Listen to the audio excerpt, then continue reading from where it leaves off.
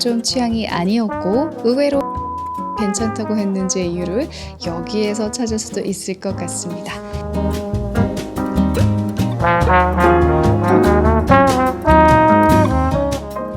안녕하세요. 오늘은 2023년 노벨 문학상을 수상한 연 포세의 작품들 중에서 뭘 읽어야 될지 모르겠다 하시는 분들을 위해서 짧은 소개와 저의 기준에 맞춘 맞춤형 추천 이어지겠습니다. 연 포세는 1959년 노르웨이에서 태어난 극작가입니다. 현재 전 세계에서 가장 많이 상연되고 있는 희곡을 쓰신 분이라고 하죠. 저는 이분의 소설 4권과 희곡집 1권 총 5권을 읽어봤습니다.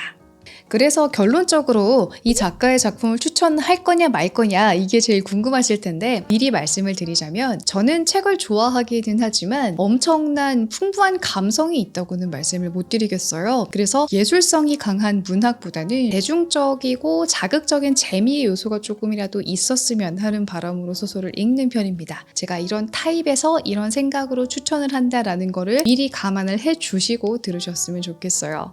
연 포세 소설의 특징은 반복되는 문장이 많다는 겁니다. 왜 술자리 게임 중에 뭐 시장에 가면 A도 있고 A도 있고 B도 있고 A도 있고 B도 있고 C도 있고 이렇게 쭉 붙여나가서 반복하는 거 있잖아요. 그런 식으로 서술되는 표현이 들어간 소설들이 좀 있습니다. 근데 어떤 책의 해설에 보니까 단순하고 반복한 문장에서 코믹함을 느낄 수도 있다라고 했는데 저랑은 좀 웃음 코드가 안 맞았던 것 같아요. 이런 문체의 특징 때문에 좀 지루하고 답답하게 느껴지실 수도 있겠습니다. 그리고 또 공통적으로는 이 작가님의 고향인 노르웨이의 시골 어촌이 등장을 많이 하는 편이고요. 소재로서는 죽음을 다루는 이야기들이 많습니다. 그럼 이쯤에서 제일 좋았던 책을 한번 골라보자면 의외로 매력적이고 좋았던 책은 바로 요 희곡집이었고요. 소설 중에서 괜찮았던 소설은 요 3부작이었습니다. 그럼 나머지 3권은 대체 뭐냐 궁금하실 텐데요. 큰 출판사 순부터 설명을 드려보자면 믿음사의 멜랑콜리아가 아마 제일 유명하지 않을까 싶어요. 세계문학 전집에 들어가서 그런 기대를 가지실 수도 있을 텐데 저 개인적으로는 제일 재미가 없게 읽었던 책이 바로 이 멜랑콜리아입니다. 사람마다 소설을 읽는 이유와 재미 고르는 기준이 다르니까 절대적으로 어떻다고 받아들이시지는 말았으면 좋겠어요. 실존했던 어느 화가의 비극적인 일생 이야기를 담은 작품인데요. 민음사에서 이 책을 어떻게 소개했는지 한번 볼까요?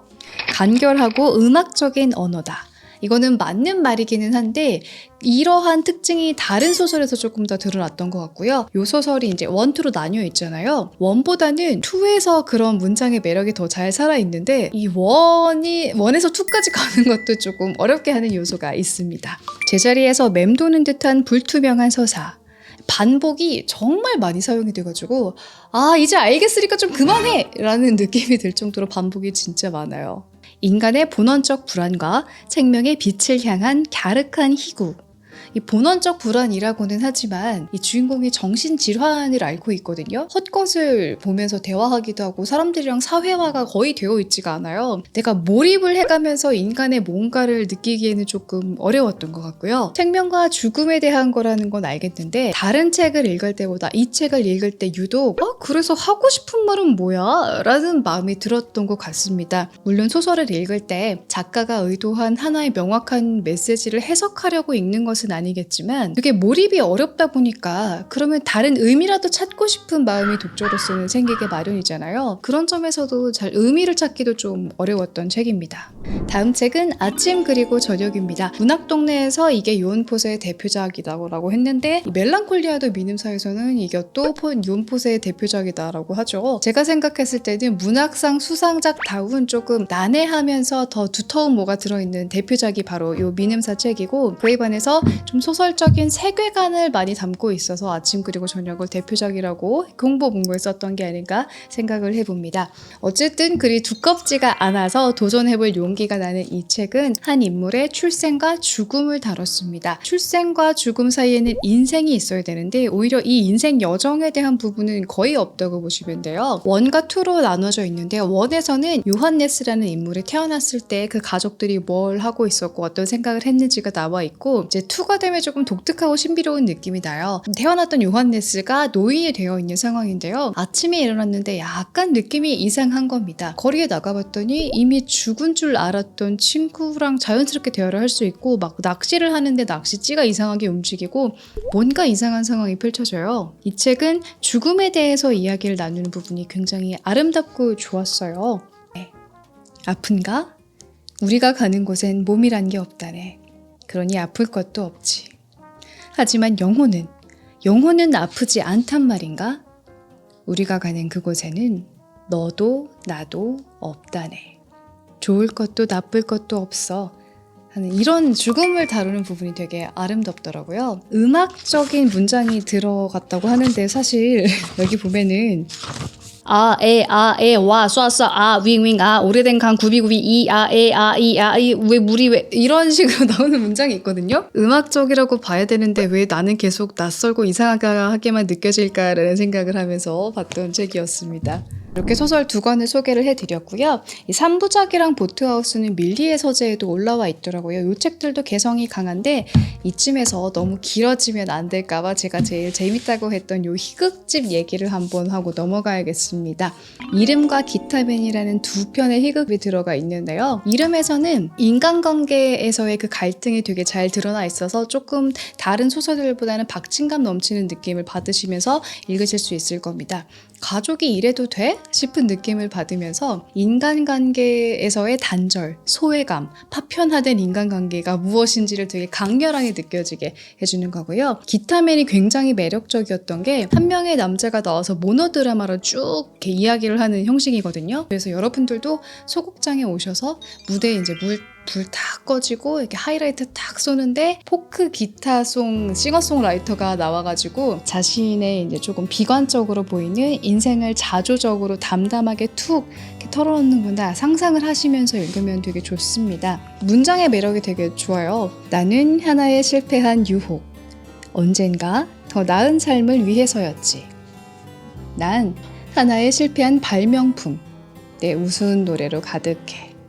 이런 식으로 이게 읽다 보면 이 흐름 안에서 이렇게 되게 멋있게 느껴지는 것들이 있어요. 누군가가 성공해야 한다면 또 누군가는 실패해야 하는 걸까? 분명 그런 거야. 그래서 이 기타맨이라는 작품이 굉장히 매력적이었습니다. 이거 실제로 연기로 봐도 되게 멋있겠다라는 생각을 했어요. 다른 책들 아무래도 이런 책들이 좀 아무래도 더 큰 출판사의 책이고 광고를 많이 하고 있는데 제가 느끼기에는 이 작가의 매력이 가장 크게 느껴졌던 건 이 희극집이었던 것 같습니다. 자, 그럼 다시 소설로 넘어올까요? 제가 제일 서사면에서는 흥미로워서 읽으실 법하다라고 추천드렸던 3부작인데요. 이거는 연작 소설이에요. 3편의 이야기들이 이제 같은 인물의 이야기가 펼쳐집니다. 되게 젊은 커플에게 아이가 생겼는데 경제적으로 지원을 해주실 수 있는 주변 가족들이 없어가지고 살던 곳을 떠나서 다른 조금 더 큰 도시로 가게 돼요. 거기에서 굉장히 고생하면서 살 집을 얻고 핑크빛 미래를 꿈꾸지만 불행한 일이 생기고 나중에 시간이 지나서 한 명이 다른 한 명을 굉장히 그리워하듯 3편의 이야기가 등장을 하게 됩니다. 이야기 흐름이 굉장히 재미있어서 노벨 문학상 받은 작가의 책 중에서 딱 한 권을 읽긴 읽을 건데 그나마 재미있는 걸 읽고 싶다 하시면 이 3부작을 추천드립니다. 왜 사람도 누군가를 만나고 사랑하다 보면 이 사람이 좋은 사람이다 나쁜 사람이다를 떠나서 잊을 수 없는 사람이라는 되게 절절한 뭔가가 있잖아요. 그런 것들도 굉장히 잘 살려낸 소설입니다.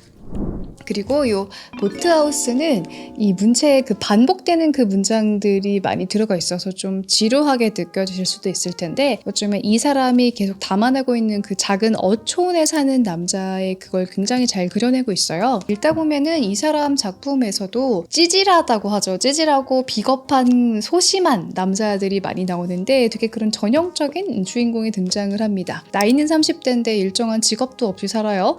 되게 오랜만에 만난 친구와 친구 아내 사이에서 새로운 갈등이 좀 일어나게 됩니다. 인물의 불안이 어디에서 오는지 이런 것들을 주목하게 되는데 저는 조금 제 취향은 아니라는 말씀을 드리고 싶네요.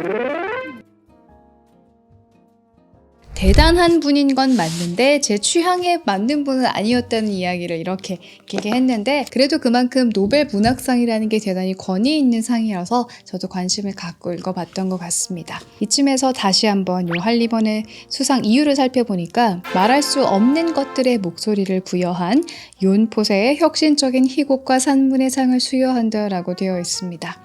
제가 왜 소설은 좀 취향이 아니었고 의외로 희곡집이 괜찮다고 했는지의 이유를 여기에서 찾을 수도 있을 것 같습니다. 오늘 영상 재밌게 보셨나요? 저를 처음 보신 분들은 구독하기 잊지 마시고요. 우리는 자주 만납시다. 안녕.